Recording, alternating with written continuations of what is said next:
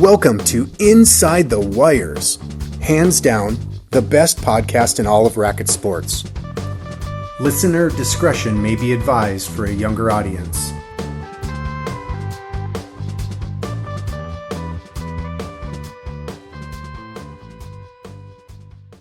All right, we're back. It's been a while, but we are excited to have a fairly regular guest sometimes, Drew Broderick, three-time national champion, the pride of Canoeborough Country Club.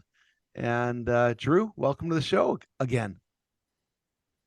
Thank you, Noah. Great to be on. And actually, since you just introduced me, I got another national championship. So now I have four, actually.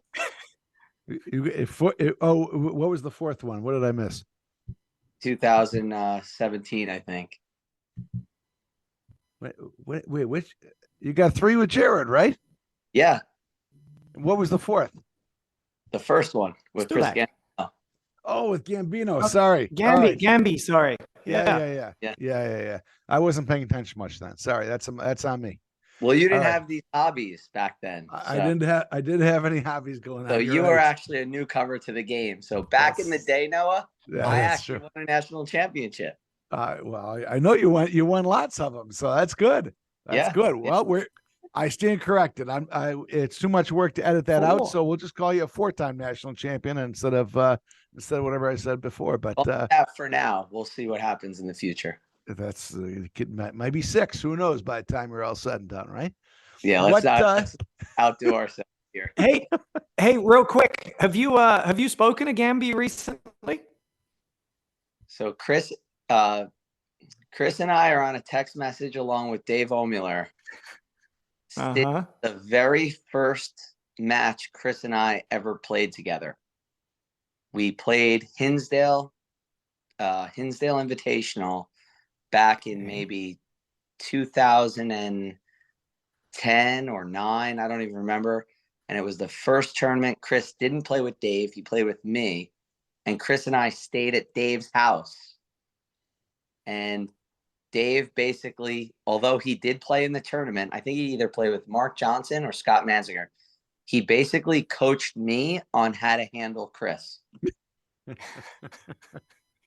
And we've been on a text loop since then. Wow. So it's pretty cool.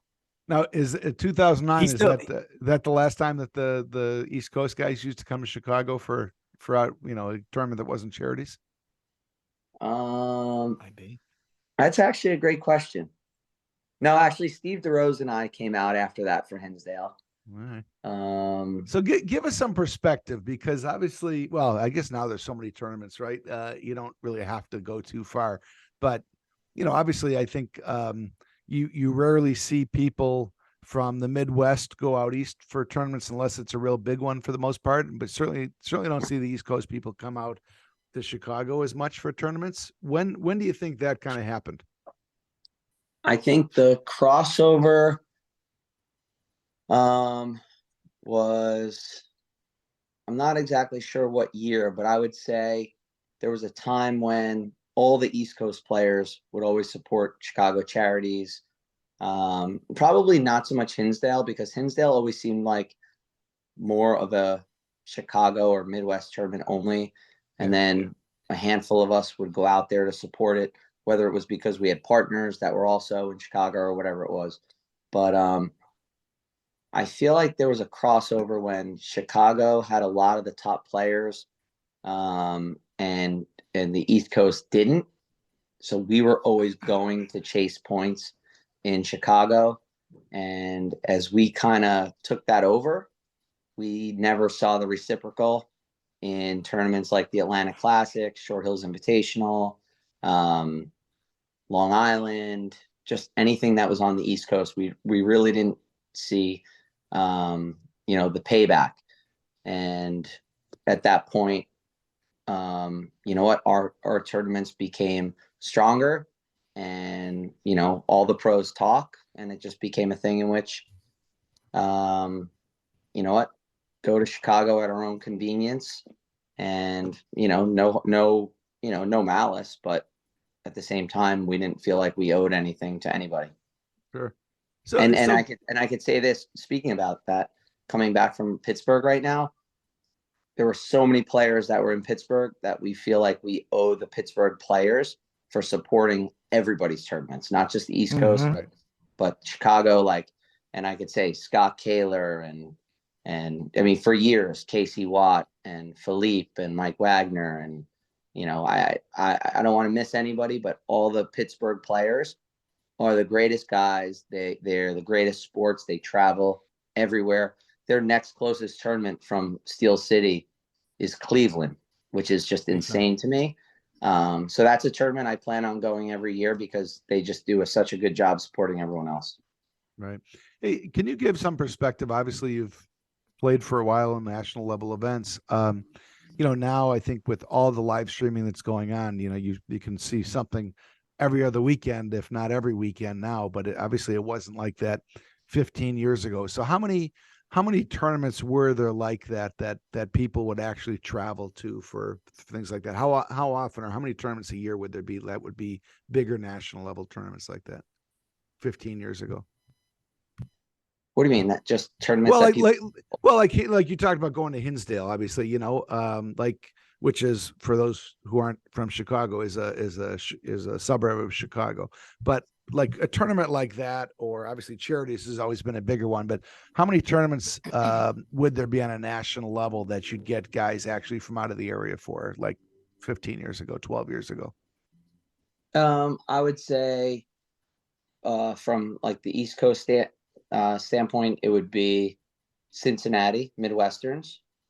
It would be Charities. And then you'd have some kind of like offsetting tournaments like the Lagunitas you do for fun, or then you have like road trips. You go up to Boston, like that would be considered, a travel tournament. And that's but most of the tournaments were usually pretty regional for the most part. Yeah.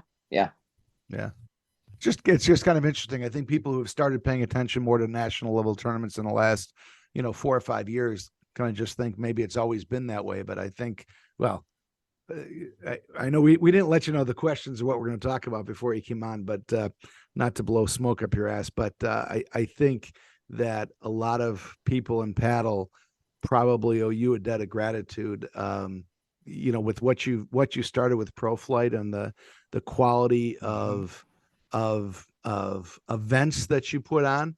I know like Nobu and Sam Byram helped put on the Baltimore Open this year, which was an amazing tournament, and first year doing it.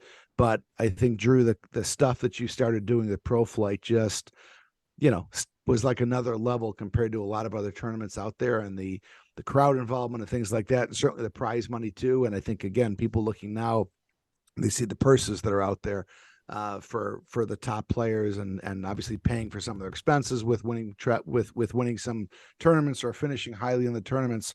You started that 5 years ago, obviously with Pro Flight and what you did, and like any good idea, it got copied, and and the APTA uses that now. So kudos to you for that. That was unscripted, but that was some good stuff that you obviously started, and just kind of brought things to a whole nother level. Cool. I appreciate that. And just a side note, I got a call from Johan, and I don't know if it was at the start of the pandemic or around that time. And he had asked me, he said, what are you going to do? Because, by the way, the first year of Pro Flight, Johan, I think, played every event. And that's when he and Stephen Mitchell first started playing. And he said, I'm just calling you at a concern, like, what are you going to do with Pro Flight? Because if the APTA decides to do it, like, are you going to be able to compete? And just to put it out there, I only started Pro Flight because the APTA just didn't want to do that sort of thing. And I just felt like every sport, the top players need to be put on a pedestal, and not for their own personal interests, but because the thousands and thousands of club players that play the game on a daily basis, they love watching the highest level play, like every other sport. So that was my reason for starting Pro Flight. it really wasn't even for the players. Pro flight is a fair weather event. If you notice, when the weather's not good, we cancel the event. When the weather's great, it's on. Why? Because it's about the spectators, not the players. If you happen to look at the last few tournaments, finals have been played in the rain and everything else. It goes on. It's not about the players. Pro flight tour, it's simply about the spectators and them having a great night watching 4 hours of paddle. So that's what it started as, and that's what it still is. And we keep kind of tweaking it. So we'll see what happens this Thursday. Actually, I have an event at Canoebrook at 6:00, and we have 8 great players from Connecticut, New Jersey, and it should be fun. Well, I think we probably won't get this episode out till Friday, so we'll probably be after the Thursday event. But what do you have coming up after that too? Give it a little plug. Okay, we have January 6th at Mendham Golf Club in New Jersey. We have February 3rd at Knickerbocker Club, Marco Grangeros, the director there. And then we are working on a few more, just don't have dates yet, at Lehigh Country Club. So yeah, we'll see. Real quick, what I really like about those one-day events, I often feel, sometimes at the APTA, the Sunday morning almost feels like a little bit of a letdown. Like there's less people there. I love the Saturday night under the lights, the best players going at it. And then the Sunday morning, there's like, sometimes you watch it and there's like 3 men and a guy walking his dog. And you're like, those are the best guys in the tournament, have worked their ass off to get there. And then there's no one there. Actually, Nobu, you guys did a good job in Baltimore getting the guys out. But some of these tournaments, I almost feel like the best guys get let down a little bit by, there's no one there to watch the final. It's that Saturday night quarterfinal, semifinal is always the best part to me. So, I always enjoyed your tournaments. It's the best players. It's one night and everyone goes at it. Yeah. So it's funny, on my ride home from Pittsburgh today, I thought the exact same thing. I mean, I thought about this a lot of times, but actually today I had a good thought. I feel like in each area, like you have very strong men's leagues, women's leagues. I feel like if you put, whether it's the men or the women's league, put them in charge of spectators on Saturday and then the other league, spectators on Sunday, and they have to drum up their crew, and those are their event, their own side kind of competitive events. I think you could blow it out of the water. I think when you put people on a committee to get things done, they do it. I think our community is surrounded by a ton of people who know how to get things done. And when you put them in a position of taking ownership to it, I think we would get the results that we expect. The funniest thing ever is I think it was the year Powers and Hughes beat Jared and I. We were going for a 4-peat in Chicago, and Powers Hughes beat us in the finals. That year, we played in the finals of Long Island, and I think we were the 1 and 2 teams in the country, or close enough. Could have been 2 and 3. I don't know. We were playing in the finals, and the only 2 people, actually, no, there were like 6 people watching. It was Vince, my mom, the tournament director, and the umpire. And I drove home and I was like, this is horrible. Why are matches played like with nobody watching? And I mean, for the 4 of us, it was a great match, but it's a little disappointing. So there's probably no live streaming. To your point, I think there should be people in charge of making Sunday great, because the people who make Saturday great, I wouldn't put that on them to make Sunday great, because Saturday is a job in itself. Yep. Which I also give credit to a lot of the tournaments. And by the way, Nobu, I wish I was at Baltimore. It was a Halloween party that I could not miss, and I told Sam that. Otherwise, and I even tried to see if I could make it work, but I couldn't. Well, you have a 12-month heads up now, so hopefully you'll be around in Charm City next year. Cool. I do want to piggyback on something that you said though, because I think your point of making people in charge of, ensuring crowd support is there on Saturday and Sunday. I give Sam a ton of credit for everything that he did, obviously for the tournament, but one thing he was very good at communicating was the importance to all the different clubs of promoting the tournament, getting people excited about showing up and supporting, not just on Saturday, but on Sunday. We were putting out programs for our members, Elk Ridge, Roll and Run, BCC, like everyone had programs, communications that were going out, like felt almost daily about the tournament, the schedule, the players that were going to be there. So I think you're spot on with your assessment of, hey, people should be in charge of this event is not just a Saturday event, but come out and watch on Sunday, because those are the guys and the women that have grinded all through the week or weekend to get to this last match. And you've got the two best teams of the tournament going at each other, and it's almost guaranteed to be a phenomenal match. So I think that's 100% correct. I do have a question for Drew, actually. All right, Drew. Oh, go ahead. We'll let Nobu go. Everyone, this is Nobu, by the way. I don't think we introduced Nobu at the beginning. Nobu's joining us today. Go ahead, Nobu.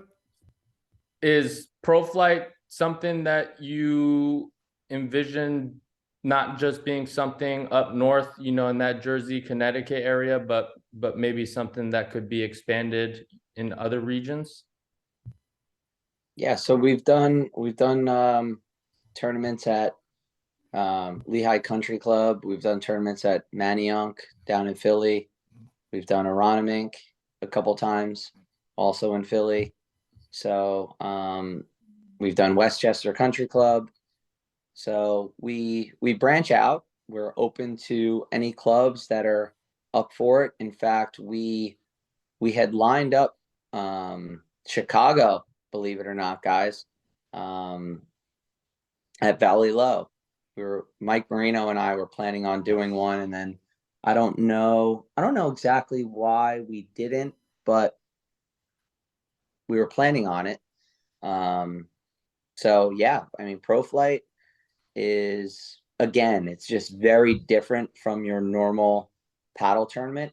It is, as much as it's exhibition, it is still just as competitive, because the players always have incentive to call close calls out and all that other good stuff. But yeah, it's listen, as I say to my commentators, just don't get me in trouble and have fun. So that's the motto of Pro Flight.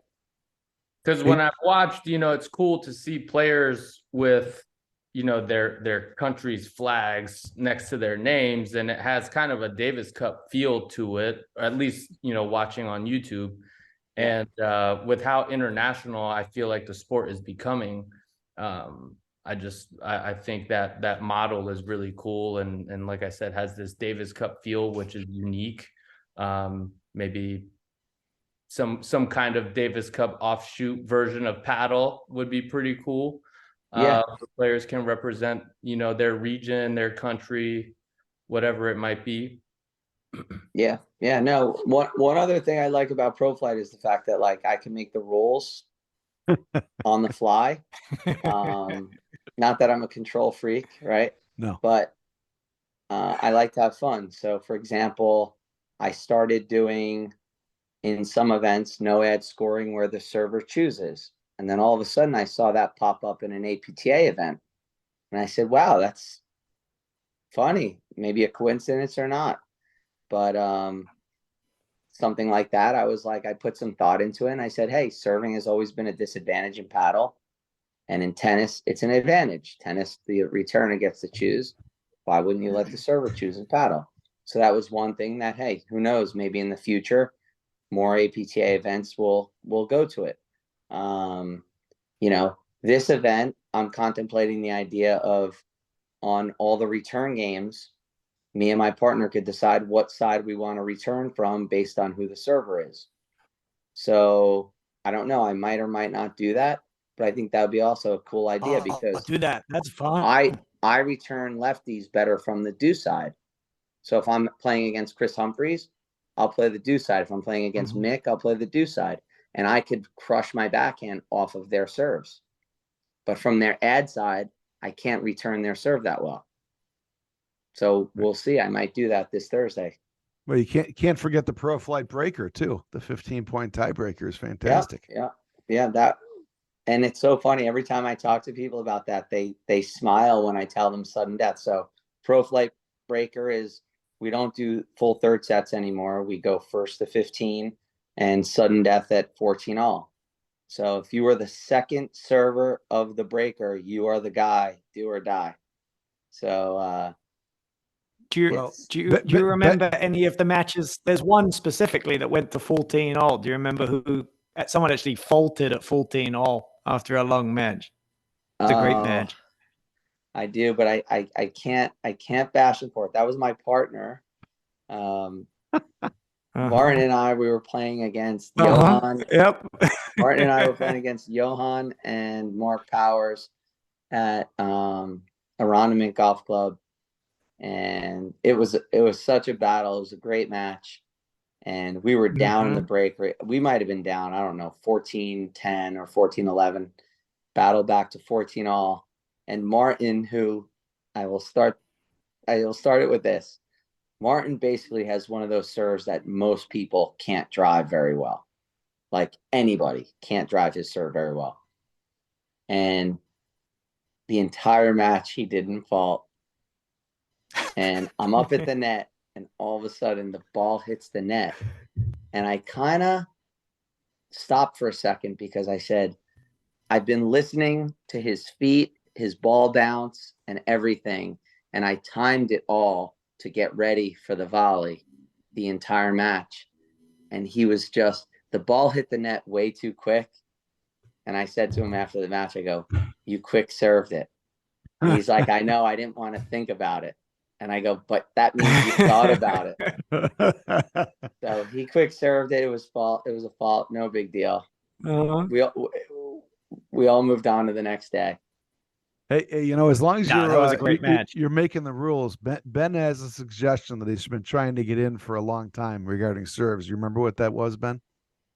On serves? Oh, yeah. If you're serving and the other team hits the ball, this one, yeah. If you're serving, and the other team hits the ball out of court, and there's a delay, right? Someone has to go get this is the one you're talking about, right, Noah? No, the two serves. The two. Oh, yeah. So that involved two serves too. That's another rule that I think should change. Here, let me go through that one first. I think if you're playing a game and the other team hits the ball out of court and you're serving and it takes a good deal of time for the other guy to go get the ball and come back, you should get two serves the first time back up to play for the delay of game. It wasn't your fault the ball went out and got wet or whatever. I think you should get two serves that first point back after a ball going out of play. How about you get a practice serve if you want? Yeah. Okay. Not bad. My other rule, the other one I like, I think it would speed the game up at the pro level if you allowed, not at the club level, because the club level, it would slow the game down unbelievably. It would be terrible. But at the pro level, I think you should allow two serves. Because they would then guys could try and crank the first serve, or they'd just try something crazy, and then they go to their regular serve for the second. But I think it might speed the game up if you allow two serves. Like you get Martin, for example, when he hits that bomb of a serve to the deuce side, where he flips it over to the forehand grip and cranks it in there. I think that would be very interesting. Well, you have an event coming up Thursday. Hey, there's always Thursday. I could throw that in. There you go. I think it's a horrible suggestion for club players because it'd be fault. But for like pros to throw in like a massive kick or just aim one at the nick and just go all in at like 100 something miles an hour, go for it. And then they get their regular serve. Hold on. I think it makes it fun.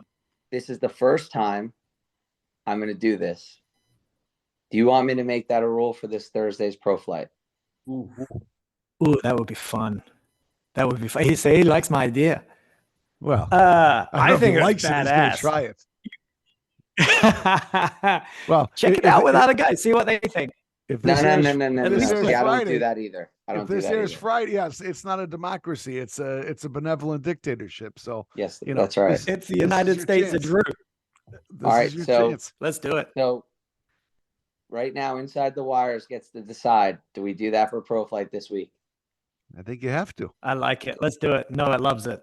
Ben's been talking about it for years. Let's see what it does. I think that'll be a great experiment. There we go. Fantastic. Who have you got? Wait, who have you got playing? You've got you,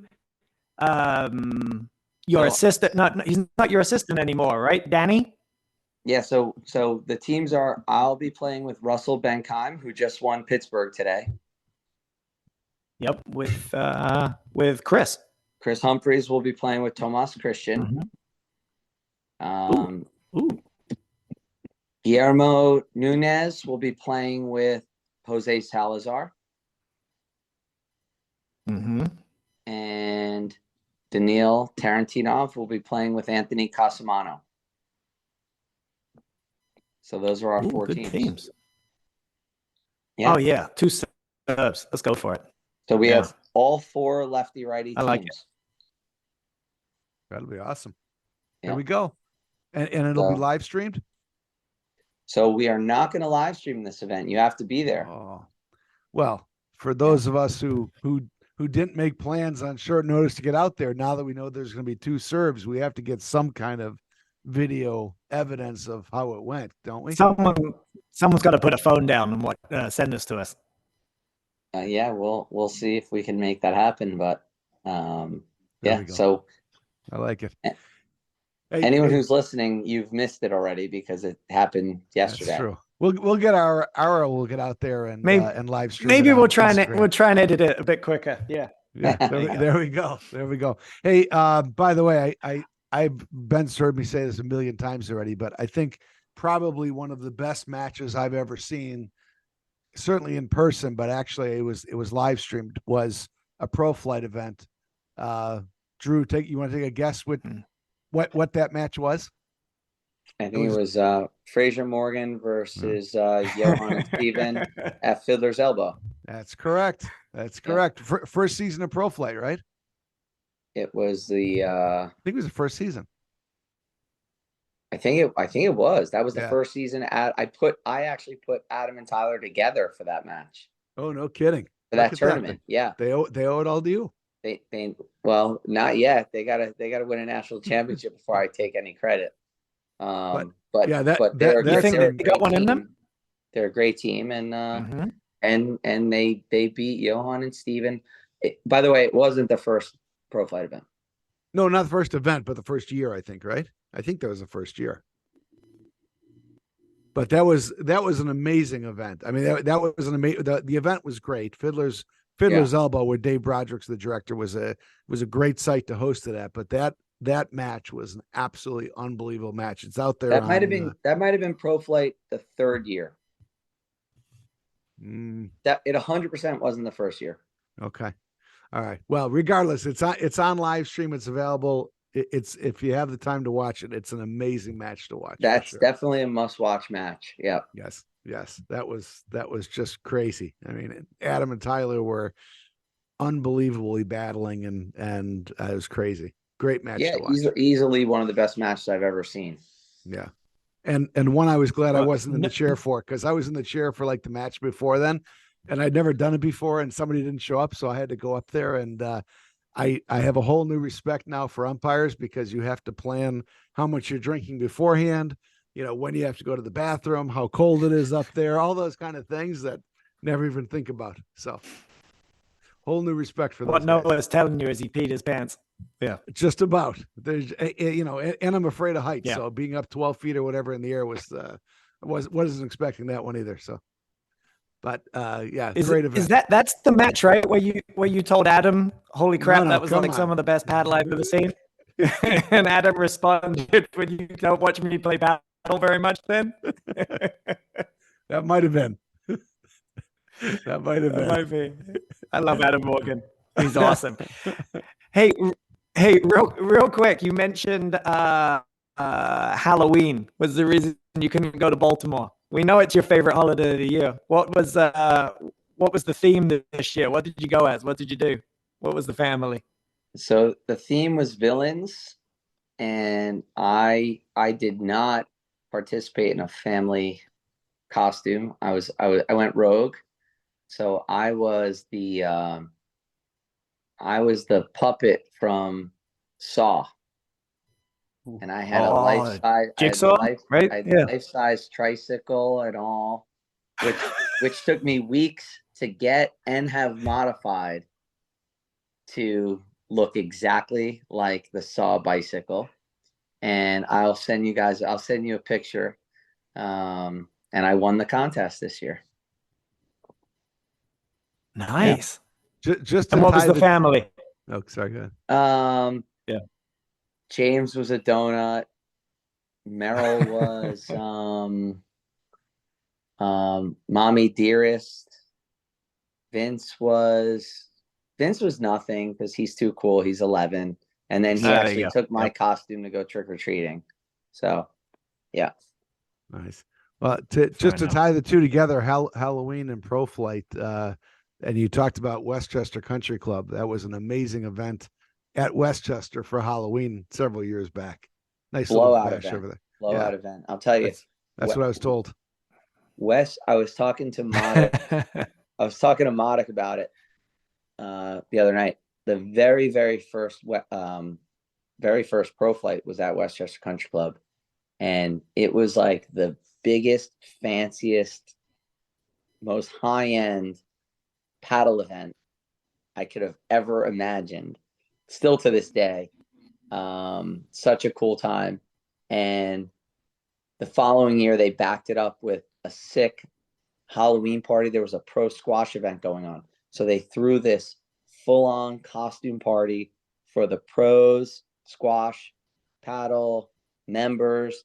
Westchester Country Club does an amazing job. And it's funny, we were reminiscing about that last night. You want to talk about this weekend, Ben? With I was going to ask Drew. I was looking at the draw, and there was one match that popped up. I was like, ooh, I wondered if it had ever happened before. You and Jared playing against each other. Have you guys ever played against each other? For more color. So Jared Palmer, who Drew won 3 national championships with, playing against Drew. Yeah, sometimes you gotta set the stage. Are there people living under a rock that listen to this show? Come on, man! Everyone knows Jared and Drew. Not everyone's as hardcore as us, right? You might have some rookies. Come on now. I know. Have you guys ever played each other before? So we've played each other before we were partners and before we really knew each other. Okay. And then obviously we played together for about 7 years or so. And we just played this past summer in a Pro Flight event, a couple sets. And APTA, Saturday was the first time we ever played an APTA tournament against each other. So to answer your question, APTA this weekend, this past summer was the first time we competitively played against each other outside of practice matches. So what people don't know is when Jared's in the area, we practice together a lot still, play against each other a lot. And it's funny when you see us at tournaments, we gravitate towards each other and watch matches and talk about it and hang out. Like we always did. So when you guys are playing against each other, and when partners go talk to each other and the other team's down the other end, are you standing there going, I know what that motherfucker's talking about. I know what he's saying. Do you guys know each other's game so well you know what he's talking about, and vice versa? He might know what you're gonna say. No, I'll tell you when the draw came out, and actually I didn't even see the draw. I got a text message from a few people, and they said, "Hey, do you see you're playing Jared second round?" Um, to me, it was just a little bit more kind of emotional. Like, hey, we haven't played each other in an APTA event, and that's my guy. So, um, yeah, I mean, it was a good match. It wasn't. There was no like I have to beat him, and I doubt he cares if he has to beat me. And it's whether I'm practicing with Jared or playing against him, it's just the run that we had was unbelievable, and it's still awesome that he still plays. So he's living between New York and Sweden and everything else. But I definitely thought about it more than most matches. Like, what's it going to be like? And I actually tagged him a couple times, and I felt so bad, but I had to do it. Of course.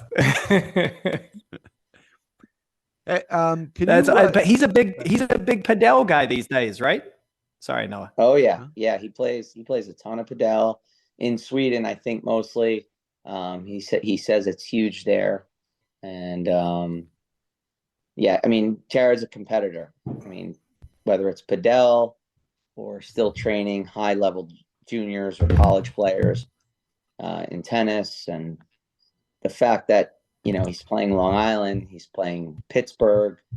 I mean, it just goes to show why he's got the credentials that he does. Most people, or I should say 99.9% of rackets players or competitors I know couldn't do what he still does. So, I mean, he's the man. He made me a professional. So, and he's obviously in great shape, but is he 51? Yeah, 51 or 52. Yeah. I mean, so Jesus. He's what, like probably 5 years older than anybody else. There's a core group of you guys that are kind of at the same ish age level, right? But he's probably 5 years at least older than most of the guys, I think.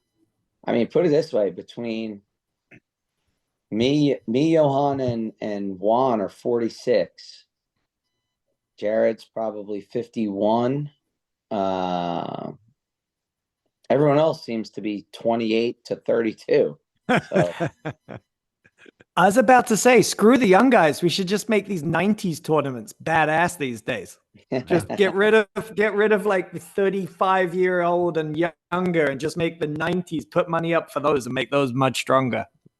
Yeah.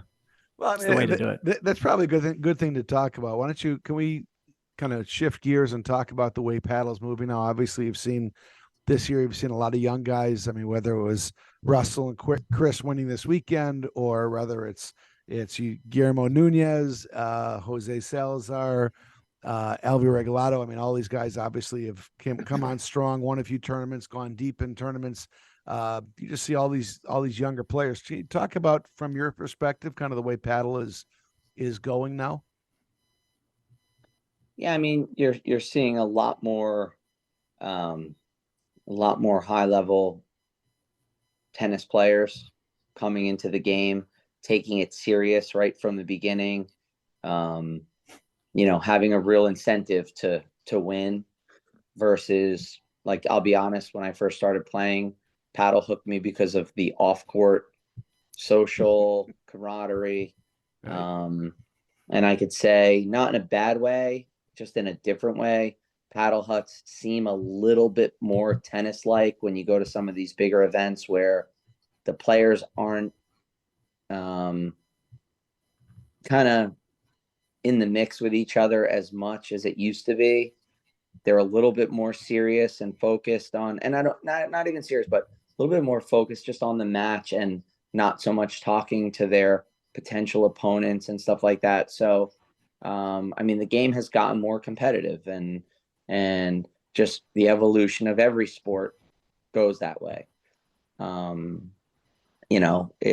It's disappointing is a bad word, because it's not for me. I knew it was going to evolve this way, but it makes me look back on, 15, 20 years ago when I first started, and I wasn't that great at paddle, but I enjoyed every minute in the paddle hut of the laughs and just the jokes that the men and women would kind of put out there.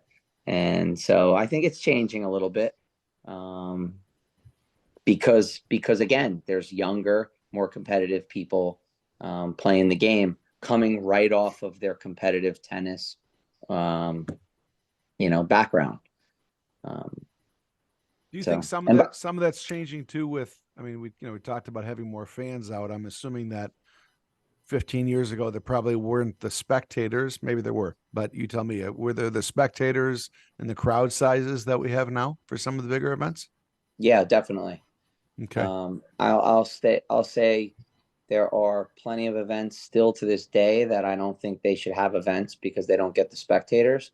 And then there are other events that I think they should just keep embracing. Hey, we want you to keep running events. And I think the players thrive on the spectators. And I think every region that hosts an event, or I should say clubs in every region that host an event, there should be some sort of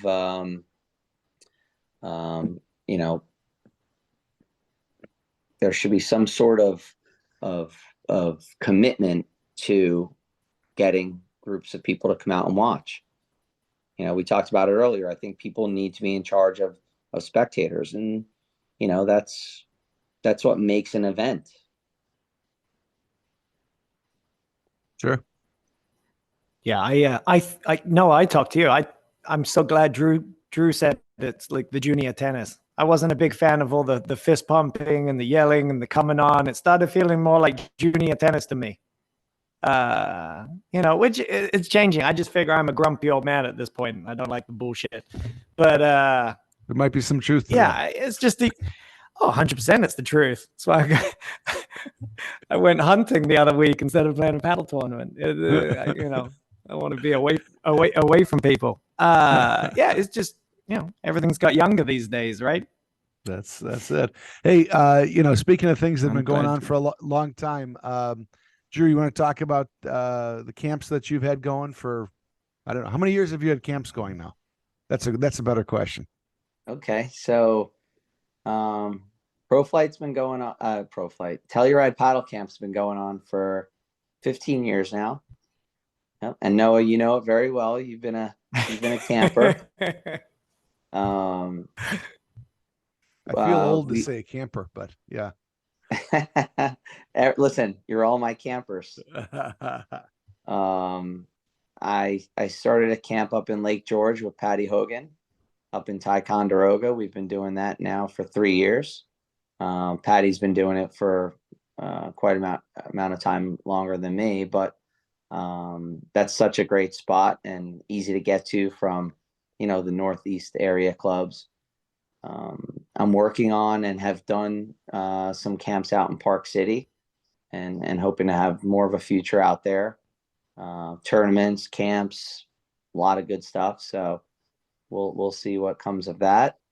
And I love the preseason camps. I'm a big fan and supporter of all the pros who are starting camps up. And I think the support from the club members is awesome. I think so many people go to multiple camps, which is really cool. And I think, I'm excited to just try to come up with new ideas to separate myself from the current blueprint of camps. So that's also on my list. Yeah, no, Telluride is fantastic. I mean, we went to Telluride, I don't know, 4 or 5 times maybe, and it was a blast. Absolutely. So big endorsement for that. You and Terry? Terry and I, yeah. And we had a rotating cast of characters. Yes. But yeah, no, a ton of fun out there. So, and to sign up, if people want to look and kind of lock in spaces early, what's the website for Telluride?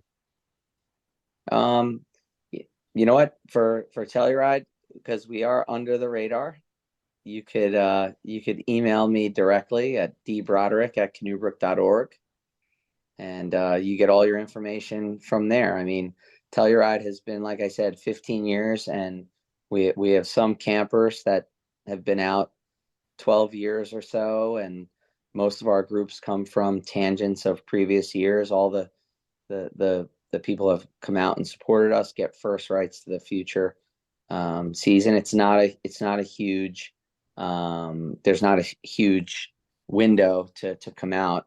We usually keep it to 3 sessions, so it's kind of a first come first serve from previous campers. So if you email me, or you could even text me, that works. You can message Noah, and then he'll give you my number if you're serious. I'm not putting it out there. I don't want any funny business. You don't want your groupies getting a hold of that. For a good time, call Drew. Yeah, I don't want Lugo getting some crazy ideas of like flooding my text messaging. Oh, geez. There you go. So Drew, you seem like a guy that likes to think outside the box. Just getting to talk to you a little bit right now. What we were talking about spectators earlier in the podcast. What do you think is something that would make paddle as a sport grow in viewership and be more entertaining for people who don't maybe understand the sport as well to appreciate what's going on the court? Two serves, so they hit the first one bigger, and it gets really exciting. All right, we'll see about that one, Ben. I mean, at the end of the day, I always look at the extremes, right? So when you talk about spectators, are you talking about live, or are you talking about sitting on your couch, right? I mean, there's fishing on ESPN. So what's the reason for that? Like, how do they get viewers for that? People need to fall asleep. And then there's live. And then there's live, and it's like, how do you get people to X Games? Because at X Games, without the off-course activities, X Games is not that fun to be at. But it's a show within the show, or outside of the show, however you want to look at it. So paddle is a sport in which I think, it's just an interesting question. I think, listen, first off, people who are paddle players play multiple times a week. They talk about it 7 days a week. They think about it 8 days a week. So when you listen to podcasts, when you run a high level event, the question is to the club player, like, why wouldn't you go there? I spoke to another pro today on my way from Pittsburgh, and I won't name him, but he said, it's funny, because he asked me about what was the Pittsburgh crowd like. And I said, to be honest, at Fox Chapel, it was a very consistent, strong crowd from morning to night.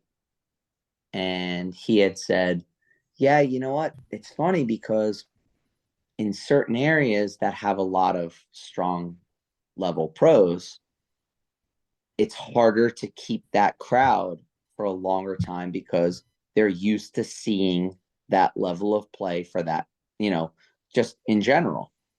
So it's just, I think it's the region you're in, if you're talking about in person.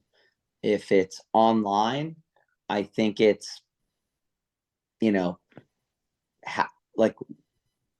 don't know. Online, I really don't know, because everybody I talk to who watches paddle online are just paddle junkies, right?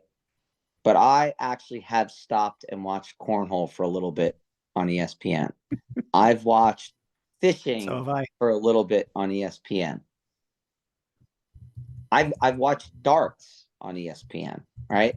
So I don't have the answer, because that's not my expertise, but it's not speeding up the sport. It's not making the sport more interesting. because fishing is a lot more boring than paddle. That I'm going to stand by. All right. I don't have to compare it to pickleball. I don't have to compare paddle to padel or tennis. I'm just going to go on the record and say watching a paddle match is more entertaining than watching a guy fish. Fair? Very. Or I'm going to go back to Noah's day and say it's more entertaining than watching Bob Ross paint. Thanks.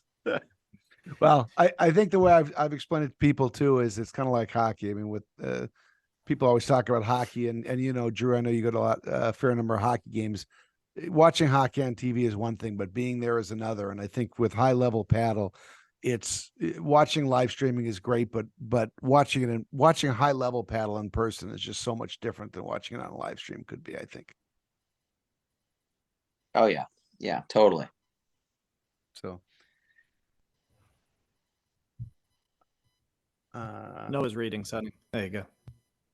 yeah, no, but you know what? I just realized we're getting kind of late. Ben, you want to do your famous Get him out of here. 20 and 120? All right, Drew. There are one or the other questions. We got 20 of them in 120 seconds, 2 minutes. You ready? Go. Let me set my alarm clock. I'm not ready. Where are we at? All right, let's go. Cutter or waterfall? Cutter. Appetizer or dessert? Appetizer. Apple or Android? Apple. Coke or Pepsi? Neither. Oh, come on. Aliens or Bigfoot? Aliens. Okay. Third set or PFP breaker? Breaker. Yes. Electric or American Muscle? Electric. Car. Yes, car. Ice cream or cake? Ice cream. Dine in or delivery? Dine in. Ranch or blue cheese? Neither.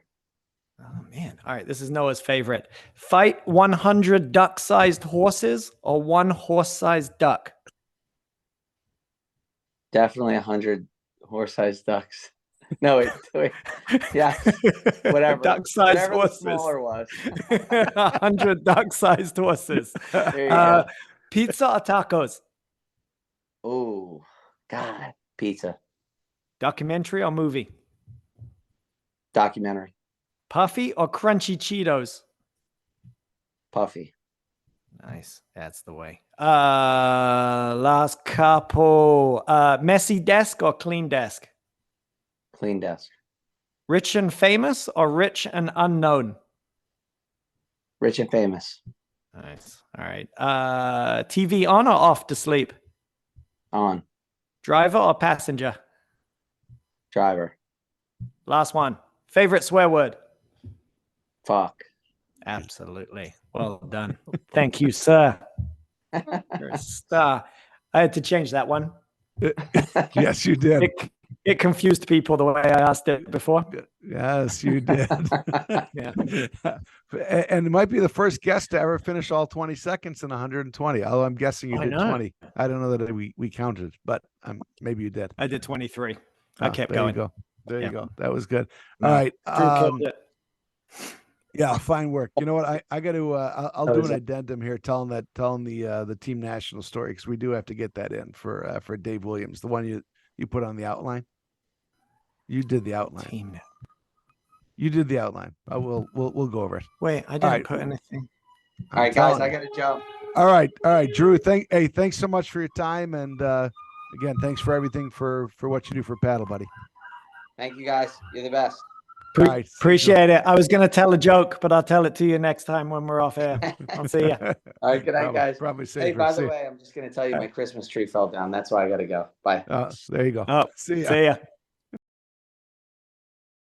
All right, I got to give the Dave Williams. That's my latest dad joke. I got to give the Dave Williams plug from Team Nationals, and Nobu, you played Team Nationals as well, so you might have been there for this. But one of the guys who came for Team Nationals, Nobu was a runner-up at Team Nationals. Did you know that? Runner-up, didn't get the medal. It's close. No, but I heard there was a strong That's team loser. who won the medal at team nationals. But we did our team nationals recap, and I couldn't remember who had this great story about all the effort to get there.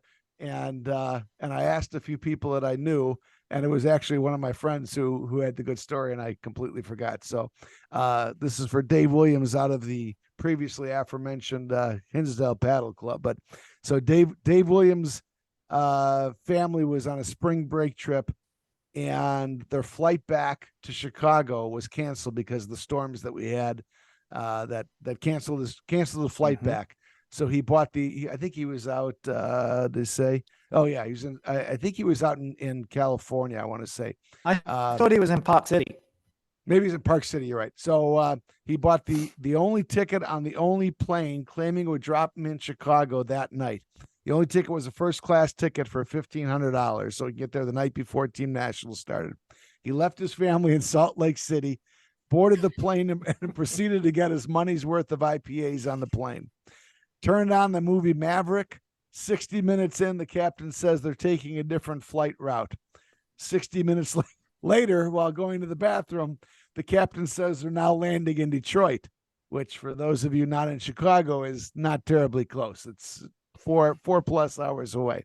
They land in Detroit 11 p.m. the night before team nationals starts, at 8 o'clock the next morning. They start talking about some morning flight they can grab to get back to Chicago. Dave said, F that, grabbing a rental car and start driving. Drove 4.5 hours through the same storms that forced them to land in Detroit instead of Chicago. Gets home at 3 a.m., packs his bag for team nationals, and set 3 alarms. Mark Perry, who's a fantastic host if you ever go to a paddle camp, by the way, Mark Perry picks him up at 6:30 a.m., 3.5 hours later.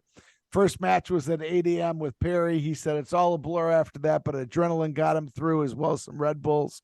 And then, this is dedication. Then he went back and met up with his family in California 2 days later. And his kids graduated from the food allergy program. Incredible few days, and he would do it again in a heartbeat. But that is the dedication of a paddle player. You talk about, Drew talks about talking about paddle 7 days a week or 8 days a week or whatever it is. That Dave Williams is showing some paddle dedication, going through all that to get to team nationals. So that was impressive. So shout out to Dave, since I forgot him before. Good man. All right. And on that note, let's wrap this one up, Ben. Done. Let's get out of here. Thank you, Nobu. Yeah, Thanks, guys. Thanks, Nobu. Nobu Tanaka, for pride of the Baltimore, D.C. area. Thanks for being on tonight, Ben. And most of all, Drew Broderick from Canoeper Country Club and the host of or founder of the Telluride Paddle Camp, as well as Pro Flight Paddle. Thanks, everyone, for listening today, and check out the next one. See ya. Noah.